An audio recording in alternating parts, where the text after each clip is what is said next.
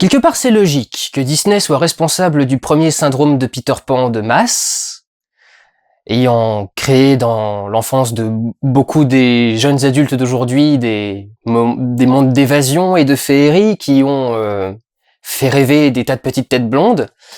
Le problème, c'est quand Disney se met à entretenir activement ce phénomène de Peter Pan, de syndrome de Peter Pan de masse, qui consiste en gros à dire votre vie d'adulte c'est de la merde, hein, c'est quand même compliqué, puis le monde autour de vous il est dangereux, puis il fait peur et puis machin, mais rassurez-vous, on est en 1992, on vous a refait exactement le même film, un peu plus moderne, comme ça vous avez quand même l'impression que vous êtes plus adulte, mais sinon exactement le même film, comme ça vous ramène en enfance et ça vous ramène dans ce petit moment de bonheur et ce petit moment de machin, sauf que le film lui-même vaut absolument pas grand-chose, il restera pas en tête à cause de la façon qu'il a d'être filmé, et c'est créativement totalement vide. Je veux dire, ils ont fait le dessin animé, ils ont adapté le dessin animé en comédie musicale, et maintenant ils viennent adapter la comédie musicale en film. Et il y a aucune différence entre les deux, presque. Quelques légères différences qui sont là spécifiquement pour moderniser l'histoire, et qui du coup ne s'y mélangent pas trop à mon sens. Cela dit, vous me connaissez, une comédie musicale faite par Disney, c'était clair que j'allais avoir du mal à rentrer dedans. Bonjour tout le monde, nous allons parler de La Belle et la Bête, sortie en 2017, réalisée par Bill Condon, qui est coupable d'avoir réalisé les 2 derniers tomes de la saga Twilight, le 4 et le 5, et qui nous revient donc avec cette version, je peux même pas dire réactualisée véritablement, de La Belle et la Bête, l'histoire donc d'une jeune fille qui, pour sauver son père, doit aller prendre sa place captive auprès d'une bête enfermée dans un château, qui va devoir rester une bête jusqu'à ce qu'il arrive à prouver qu'il a un cœur et qu'il est capable de faire fonctionner ce cœur au point que quelqu'un puisse l'aimer en retour.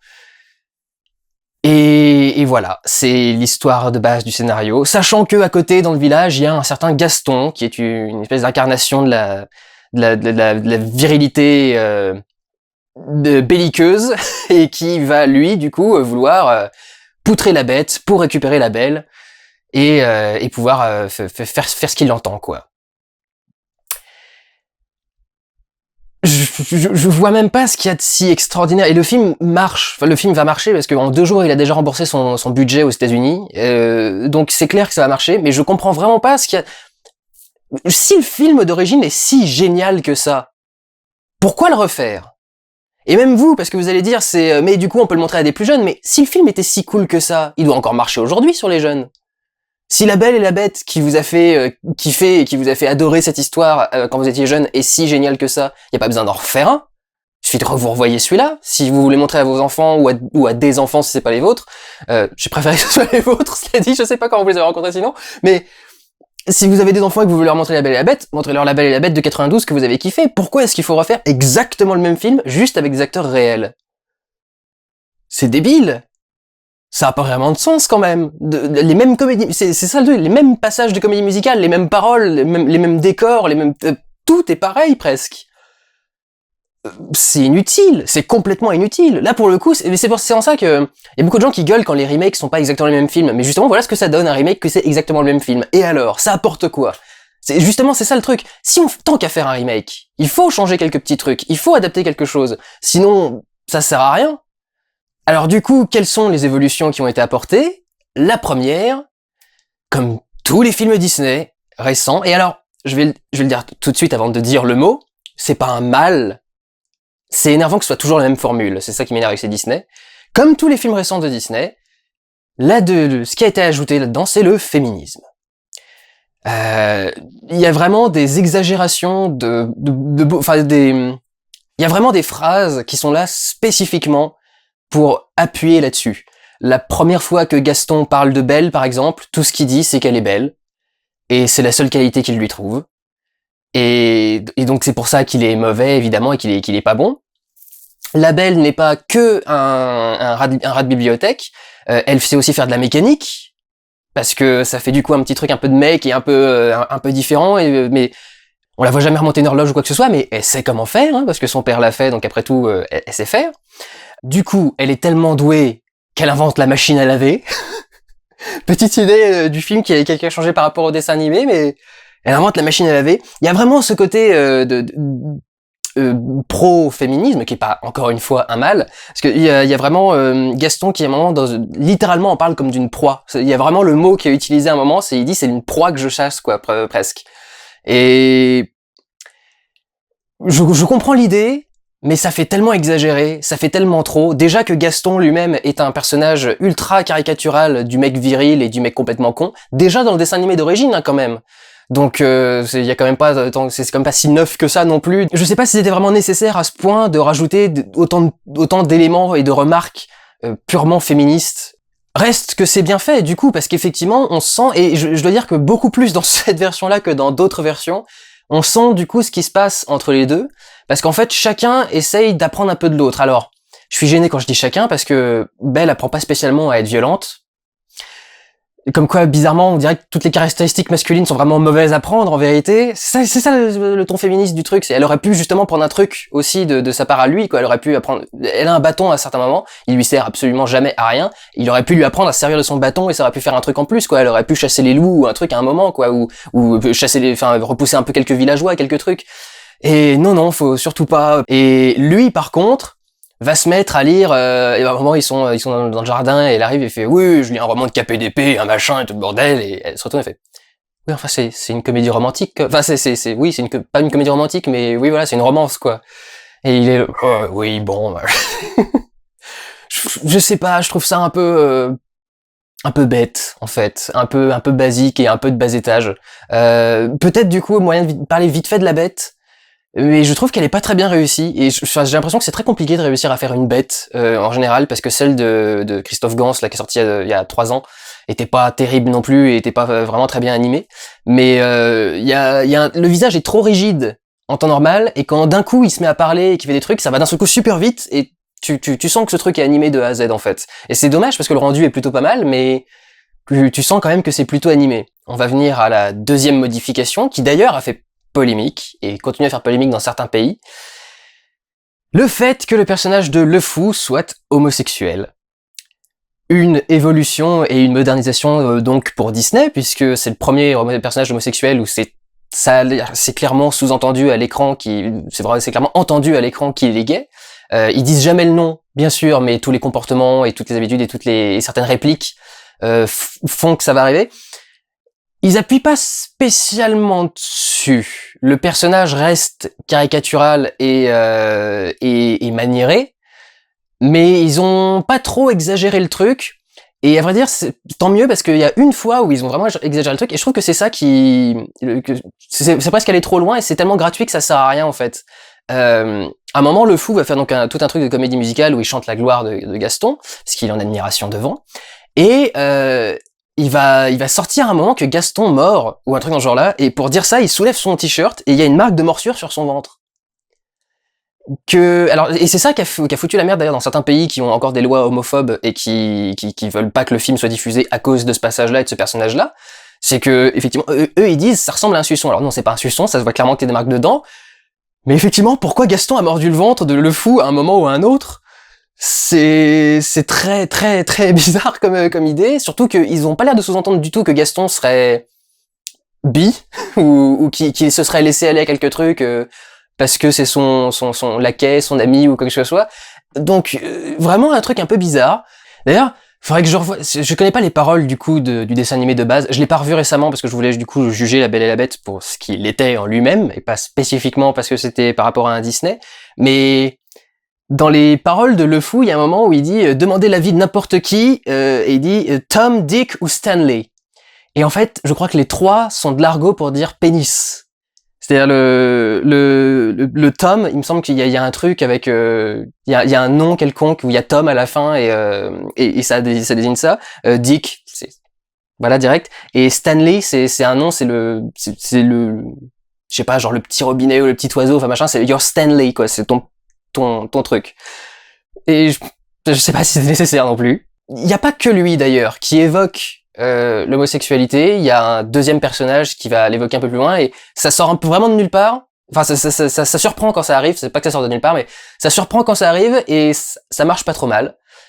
Reste que tout ça est très accessoire et sert pas à grand chose. C'est pas particulièrement utile de faire, de rajouter un personnage homosexuel comme ça dans le truc. De base, il est méchant. Pas tout à fait méchant non plus. Donc c'est un truc qu'il sauve. Mais le film aurait été exactement pareil sans ce personnage-là, et je trouve pas que ça apporte vraiment grand chose de très intéressant au final dans tout ça. Mais c'est pas un problème. Il y a une autre modification qui, là encore, va me faire passer pour un fils de pute, mais c'est pas grave, il faut quand même dire ce genre de choses parce que c'est une question de crédibilité et de cohérence. Ils ont décidé de dire très clairement que ce film se passe au milieu du XVIIIe siècle, en France. Et, dans un effort d'ouverture, d'intégration, de modernité, etc., il y a un bon nombre de personnages qui sont joués par des blacks. Et c'est là que j'ai un souci. Vous faites un choix à un moment d'univers. C'est un problème de cohérence. J'en ai rien à foutre qu'il y ait des blacks ou des blancs ou des indiens ou quoi que ce soit dans un film. On s'en branle. Ça n'est absolument pas le problème. Le problème, c'est vous décidez de faire un conte de fées. Faites un univers fantastique. Faites un univers féerique. Ils décident de le faire se dérouler en France. Donc faites-le se dérouler en France. Ils décident de le faire se dérouler au XVIIIe siècle, parce que ça aussi on peut l'adapter, on peut le pousser un peu plus loin, un peu plus tôt. Il reste des châteaux en France encore à l'heure actuelle. Tu pourrais faire une version plus ou moins moderne, un truc dans ce genre-là. Ce serait pas génial, mais ça pourrait être un truc un peu créatif et un peu intéressant. Mais surtout c'est ça qui rendrait logique le fait d'avoir des blacks dans les villages, et surtout à des rôles importants. C'est-à-dire qu'à un moment elle arrive à la librairie et le libraire est black. Excusez-moi, même si je sais plus, il me semble justement que c'est à peu près au milieu du XVIIIe siècle qu'on a aboli l'esclavage, mais on leur a pas tout de suite filé les clés d'un magasin. Enfin, ça a été compliqué de faire disparaître l'esclavage de France, donc c'est un petit peu particulier parce que ça retire une crédibilité à un film qui devrait pas avoir à être crédible. C'est une comédie musicale dans un conte de fées qui se passe dans un univers un peu féerique. Dites pas que c'est en France, et c'est tout, ça sert à rien en plus. Les personnages sont en train de parler avec des accents français pourris, c'est Ewan McGregor, avec tout le talent qu'il a, est sorti en disant ouais, je pense que mon accent français il est quand même pas terrible dans ce film-là. C'est même pas qu'il est pas terrible, c'est qu'il est inutile. On s'en fout. Vous êtes des acteurs anglais qui jouaient dans un truc de conte de fées. Vous avez pas besoin de le faire en France, et si vous êtes en France, vous avez pas besoin d'avoir un accent. Enfin, et il y a un côté, je pense, très américain là-dessus. C'est le côté, bah oui, si on est en France, faut qu'on ait un moment où on va à Paris, où on montre des trucs particuliers, il faut qu'on ait quelques mots de français dans le truc pour que ça fasse un peu exotique. Enfin, et justement, ils essayent d'entretenir cette espèce de folklore de vieille France et de machin comme ça, en rajoutant ce sous-texte homosexuel, ces personnages de différentes origines, ce casting métissé, et ce féminisme ardu vendu par le film. Pour moi, c'est des trucs qui se mélangent pas. Il y a une soupe qui prend pas à cause du mélange de tous ces trucs-là qui pour moi s'opposent les uns les autres. Malheureusement. Sachant en plus que c'est très ironique parce que une des raisons principales pour lesquelles Disney est à fond dans le féminisme en ce moment, c'est parce qu'ils doivent se faire excuser pour avoir pour avoir entretenu en tout cas le mythe de la princesse. C'est quand même eux qui sont responsables de ça à la base. S'il y a bien des gens qui ont installé le patriarcat et tout le bordel et la petite fille qui est la petite princesse avec une robe et avec un machin, c'est quand même eux quoi. Il a fallu un moment pour que les princesses commencent à se débrouiller, à faire autre chose que le ménage. Et justement, il y a des moments où ils vont lui filer des robes dans ce film-là et elle va faire ça méga blasé, genre les robes j'en ai rien à foutre de toute façon. Bah oui, mais au final vous avez quand même fait la scène de bal avec la robe dorée là et ces machins donc au final vous avez quand même une rôle de princesse et vous êtes quand même Disney, hein, vous avez toute une gamme qui s'appelle Disney Princesse faite spécifiquement pour ça et pour vendre des robes de princesse. Donc faudra arrêter au bout d'un moment d'essayer de faire on était super progressiste et on va changer l'image de la femme. La Belle et la Bête. La meuf retenue par un mec au fond d'une tour et qui finit par avoir un syndrome de Stockholm et tomber amoureuse. Super le féminisme. C'est bien traité dans ce film-là, c'est pas un syndrome de Stockholm, il y a une évolution et puis ils sont chacun obligés de faire des trucs. C'est un autre truc auquel du coup je vais pouvoir revenir, c'est le méchant. Il y a eu des ajouts intéressants avec ce truc de féminisme. La façon qu'ils avaient vu de faire Maléfique, par exemple, je la trouvais assez intéressante. Et je trouvais que là, pour le coup, le message féministe était vachement bien trouvé. Enfin, il y avait une métaphore du viol extrêmement claire au début de Maléfique, et je trouvais que ça aidait du coup à vendre ce personnage et pourquoi est-ce qu'elle pouvait devenir aussi méchante au final. Et du coup, le film était son rattrapage, enfin sa libération. Ils avaient fait Cendrillon que j'ai pas vraiment vu, mais qui était un peu dans le même principe. C'était la nana était vachement indépendante et forte, etc. Mais au final, ça crée une incohérence parce qu'on comprenait pas pourquoi indépendante et forte et ayant le droit de sortir, elle reste finalement enfermée avec sa belle-mère. Casse-toi, putain, casse-toi, va dans une autre ville, on s'en branle. Et et du coup là pour celui-ci, on a une nana qui veut pas être princesse mais qui finira princesse quand même, etc. Et la bête n'est pas méchante par elle-même. C'est la faute du père. Et c'est là que ce genre de message commence à devenir un peu énervant. C'est-à-dire, ça peut même pas être juste un mec qui, justement, est pas très bien, pas très cool, etc. Non, c'est la faute de son père. Qu'il a pourri gâté, qu'il a entretenu à devenir méchant et à devenir machin. Et donc, du coup, c'est même, en vérité, même le méchant n'est pas méchant exprès, en fait. Et donc le symbole du mal, c'est donc le mal viril. Le symbole du mal sans eux, c'est le mal viril qui est fait par Gaston, et le père, donc le patriarcat. Et au milieu, enfin je veux dire, je suis désolé, la meuf elle fait quand même le ménage et la vaisselle pendant tout le truc, et elle lit parce que c'est la fille, donc elle est intellectuelle et tout. Enfin, et on lui a juste permis de remonter des horloges parce que comme ça c'était cool quoi. Et elle finit au final avec le prince. Cela dit, je crois que c'est vraiment une des fois où j'ai le plus lu sur la gueule de la princesse après la transformation du prince. Ouais, on fera avec. Allez, fais-toi pousser la barbe et je danse. Ça se voit sur la gueule la déception du ah, je préférais la bête finalement. Bon, mais tant pis, tu feras l'affaire. Ça se sent un petit peu, je trouve. Alors d'ailleurs, je vais finir sur quelques petits trucs avant de passer à la réalisation elle-même. Il y a un sketch qui m'avait beaucoup fait marrer, qui est basé là-dessus. Boule de neige. Là pour le coup, je me suis vraiment marré de bon cœur avec le film, et c'est le seul moment où j'étais vraiment vraiment dans le film quoi. Cette là m'a bien plu. Il y a une traduction que j'ai pas compris donc je l'ai vu en VOST bien sûr, comme d'habitude, comme tous les films étrangers que je vois. Et il y a un moment, il dit Gaston la voix et dit tu t'inquiètes pour la créature, you care for him. Et ils l'ont traduit directement dans les sous-titres par tu es amoureuse de la bête. Care for et amoureuse, faudrait peut-être pas déconner. Il y a on peut faire des libertés d'adaptation, mais quand même, faudrait peut-être pas déconner. Et le truc, c'est que alors, il dit ça à Belle, et plus loin, quand il voit la bête, il lui parle du fait que la bête espère que la Belle l'aimera. Je sais pas comment Gaston est au courant de ça. Je vois pas comment il peut le savoir et comment il peut lui sortir ça pour essayer de le maintenir à terre. Enfin, je trouve ça un peu étrange.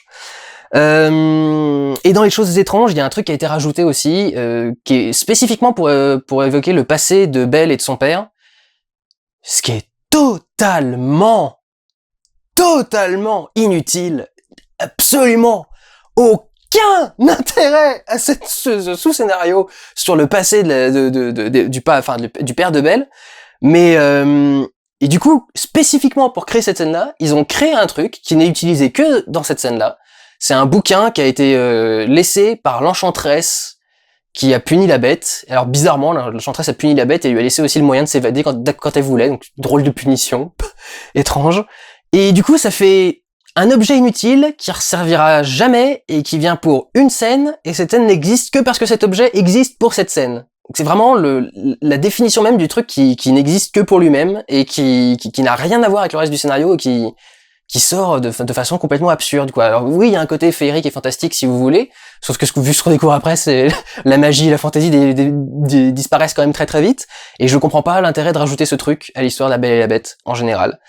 Le truc à prendre en compte, c'est bien sûr le côté visuel, et en fait c'est ça qui m'ennuie principalement dans le truc, c'est que c'est vraiment du pur divertissement à 200%, et c'est pour ça que je disais au début, il y a aucune image qui restera en tête. Les plans sont... la 3D est pas utile du tout, elle est complètement plate. Il y a vraiment aucun intérêt, on sent vraiment jamais une vraie belle profondeur ou un vrai truc. Sauf que, pour entretenir quand même un peu la 3D, la caméra bouge tout le temps. Je crois qu'il y a quasi aucun plan qui reste complètement fixe, il y en a toujours un, même s'il est fixe à un moment, il y aura un petit panoramique pour se relever et filmer autre chose. Et ce que ça provoque, c'est que aucun décor a vraiment le temps de s'inscrire dans l'œil du spectateur. Je sais pas ce que vous allez en penser vous en sortant de la salle, mais moi je me souviens déjà presque plus trop des décors parce que ceux qui sont filmés plusieurs fois, genre l'entrée, toute l'entrée avec les escaliers, parce qu'il y a 20 minutes de scène qui dans la totalité du film qui s'y déroule.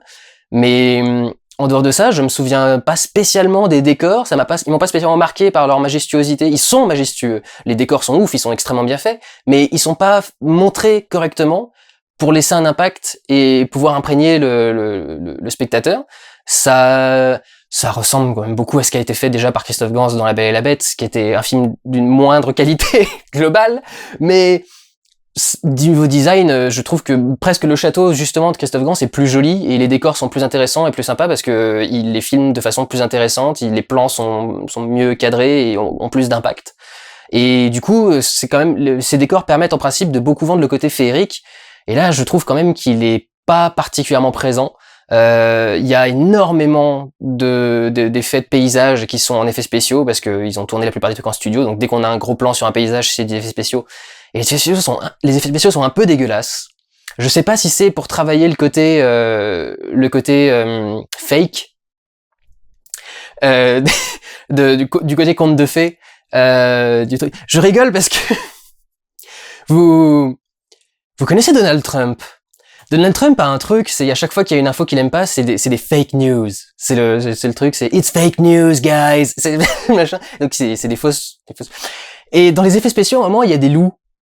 Et à part quelques animaux particuliers, genre les chiens qui peuvent être un peu entraînés, ou les chevaux qui sont quand même beaucoup plus pratiques, la plupart des animaux de ce film sont en images de synthèse.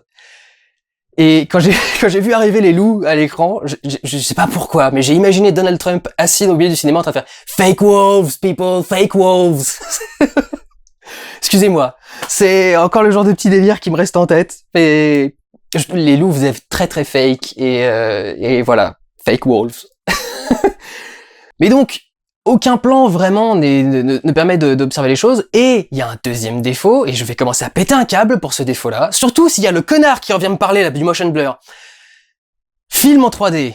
Vous devez mettre l'obturateur de la caméra, c'est-à-dire le petit disque qui protège la pellicule ou le capteur numérique, mais c'est plus un disque à ce moment-là, mais peu importe, pendant les moments où il faut pas prendre l'image, on prend 24 images par seconde et pendant qu'on prend pas l'image, il y a un cache sur le truc pour que ça prenne pas l'image. Et quand on fait un film en 3D, quand la caméra bouge, il y a un très léger motion blur, c'est-à-dire quand vous bougez la caméra, les objets font un petit flou le temps qu'ils bougent. Et quand on fait de la 3D, on doit le réduire au minimum, sinon les plans deviennent quasi illisibles dès qu'il y a un mouvement. Et là, dès qu'on arrive dans une grande pièce, comme dans le dessin animé, la caméra essaye de faire un panoramique qui va aller vers le haut pour filmer les grands plafonds et les machins et redescendre, etc. Et comme ils ont mal réglé l'obturateur, le plan est flou pendant tout le mouvement. La bibliothèque, je n'ai jamais réussi à la lire à cause de ça. La bibliothèque, en plus, elle est dans la pénombre. Il fait presque nuit quand on arrive là-dedans, parce qu'en plus, c'est un château à moitié gothique, donc presque tous les décors sont dans l'ombre. Donc si en plus vous avez du flou, de l'ombre et de la 3D... Mais alors oui, la caméra se lève et tout étant dans la pénombre et flou, j'ai vu une grande tache de flou jusqu'à ce que la caméra s'arrête, et juste quand elle s'arrête, pouf, cut, et on revient en bas de la salle pour filmer La Belle et la Bête en train de parler. Donc le décor, je l'ai pas vu. Alors qu'il y avait un plan spécifiquement pour le montrer, et à cause de ce problème d'obturateur, je ne l'ai pas vu. Et il y a un mec qui arrête pas de venir me voir en disant mais il y aura toujours du flou dans une image. Non. Quand tu veux faire une image précise, tu peux trouver le réglage qui fait que tu n'auras plus de flou. Ni le flou de l'objectif, mais c'est pas de celui-là que je parle, ni le flou du motion blur, c'est-à-dire de la vitesse de rafraîchissement de l'image. Tu peux régler les deux pour que le plan que t'es en train de faire, le plan précis que t'es en train de faire, soit pas flou. Ce mec-là arrête pas de revenir à chaque fois en me disant mais t'arrêtes pas tu peux t'en débarrasser. Bien sûr qu'il y aura... Il me dit ça parce que l'image a toujours un peu de flou quelque part. Le truc, c'est qu'il y a des moments où c'est plus perceptible par l'œil humain selon la focale et le capteur utilisé. Donc ce mec-là m'énerve. Il y a du flou de bouger dans ce film et c'est pas bon, et quand même putain de merde. Ça va bientôt faire 10 ans qu'on fait des films en 3D depuis qu'Avatar est sorti. On devrait quand même le savoir maintenant. Putain. Et du coup, tout ce côté grand spectacle mais pur divertissement visuel sans grand chose d'autre à raconter se voit vraiment le plus dans les passages de comédie musicale. Parce que vraiment là, c'est des scènes complètement inutiles. Il y a une scène où Belle descend pour aller manger, on a des plans où ils sont dans la cuisine, elle est en train de lui préparer un truc, et ensuite où ils sont à table en train de lui faire leur repas, et là on a des projecteurs, des machins, des nuages de fumée qui explosent de couleurs dans tous les côtés, des bidules. Et c'est vraiment ça, quoi. La caméra est là pour vous divertir. C'est-à-dire qu'elle est là pour filmer plein de trucs qui brillent, et plein de trucs qui bougent autour, et plein de trucs qui dansent et qui tournent, et qui font des couleurs, et des machins, et des trucs qui pètent, et des paillettes, et des feuilles d'or, et des bidules, et ces machins. Et pour que vous soyez comme ça, avec le cerveau qui fait 0%. C'est... Ah, j'ai vraiment du mal, quoi. Refaire un remake plan pour plan presque pour faire un truc qui a aussi peu de fond, qui a aussi peu d'intérêt, tu te dis c'est inutile, quoi. Enfin, c'est vraiment inutile. J'avoue que du coup les plans de caméra sont surprenants. Il y en a plein qui sont virtuels, c'est clair et net, mais les plans de caméra sont étonnants parce qu'il y a ils sont vraiment tout le temps en mouvement et les cadres qui composent sont intéressants et il y a des mouvements de caméra qui paraissent compliqués à réaliser tout de même et qui sont pas mal, mais grosso modo ça reste trop, ça survole trop le décor et c'est trop resserré sur certains trucs. C'est vraiment compliqué, quoi. Les comédies musicales en plus sont vraiment pas faites pour aider parce qu'il y a un moment où la bête, je peux vous le dire, vous connaissez tous l'histoire, la laisse partir et il est censé être ultra dépressif, il est censé être au fond du trou, vraiment au fond du fond, tu vois. Et dans le dessin animé, il se passe rien, il est juste dépressif et elle s'en va. Dans le film, ils se sont dit, oh, faut qu'on rajoute une musique. Et c'est ça qui m'énerve dans les comédies musicales. Je suis désolé, mais les gens qui sont dépressifs parce qu'ils ont l'impression que tout leur monde vient de s'effondrer, ils se mettent pas à chanter. Même si c'est une chanson dépressive, ils se mettent pas à chanter, quoi. Enfin, et surtout pas celle-ci, quoi, vu comment il le dit lui en plus. J'ai trouvé que les passages qui ont été rajoutés, les musiques rajoutées et réécrites, et écrites spécialement pour ce film-là, se sentent toujours. Il y a toujours un défaut, enfin une baisse claire de qualité, et elles sont souvent beaucoup plus courtes que les autres. Elles font même pas une minute pour certaines, donc je trouve qu'on sent un peu trop les passages qui ont été rajoutés au-dessus du reste.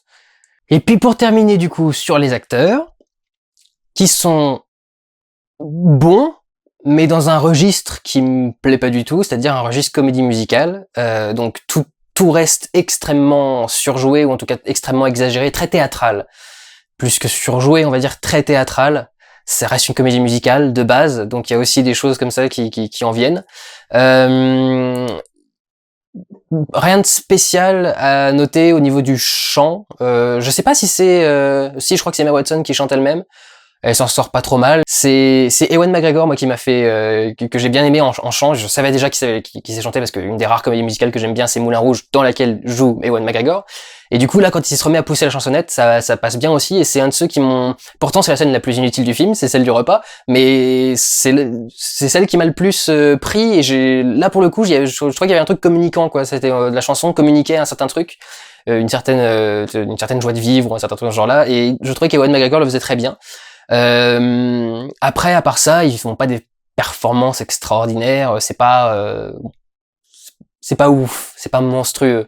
En revanche, c'est un très bon calcul pour Emma Watson, parce que le meilleur moyen de se débarrasser d'un personnage qui te colle à la peau, c'est de jouer un deuxième personnage qui est ultra emblématique et qui va te coller à la peau. Comme ça, tu fais plusieurs personnages emblématiques et au final, tu finis par te détacher du personnage emblématique. Je pense que c'est un très bon calcul pour sa carrière à elle, et qu'elle a bien joué là-dessus de se dire, je vais devenir Belle, et la Belle de La Belle et la Bête. Et du coup, on va un peu oublier Hermione et je pourrais continuer à faire d'autres choses et à faire d'autres rôles. Et je pense que c'est une bonne idée. Il y a quelques petits trucs qui m'ont un peu surpris, vite fait, je vais les dire avant de finir le vlog. Elle voit la bête et elle réagit pas. Par contre, d'un seul coup, elle voit un chandelier qui parle et elle se met à hurler, elle le tape. Donc c'est bizarre, le mobilier lui fait plus peur que les bêtes finalement. Et dans le dessin animé, ça pouvait peut-être passer. Mais là, du coup, en image réelle, la bête qui s'effondre après une simple attaque de loup, c'est quoi comme bête, quoi? Enfin, elle a eu 2 morsures, une sur le dos, un truc dans ce genre-là, et elle est déjà complètement morte par terre, à être traînée, à devoir être amenée en cheval et tout. Et là aussi, on se dit que c'est plus pour ressembler au dessin animé qu'autre chose, parce que quand tu vois cette bête qui est censée être traitée de façon réaliste, c'est un peu absurde, mais bon, tu dis un pauvre petit loup qui fait la taille d'un chien ou un truc genre là, face à ce truc énorme qui lui met juste un petit coup de babine et l'autre il est par terre et complètement mort. Non. C'est le problème, c'est quand tu vas chercher du réalisme, c'est le même problème qu'avec le casting mixte, c'est que quand tu vas chercher du réalisme, il y a des trucs qui passent moins, et Ça, par exemple, une bête de 3 mètres de haut qui se fait attaquer par un pauvre petit loup, une petite morsure au cou et qui se retrouve à plus pouvoir rien faire sans être porté par une gamine de 16 ans. Non, non, il y a un moment où ça va pas, non. Il y a des trucs qui sont un peu cons quand même. Je comprends même pas comment le cheval arrive à le porter. Une fois, les autres fois, le cheval en a peur.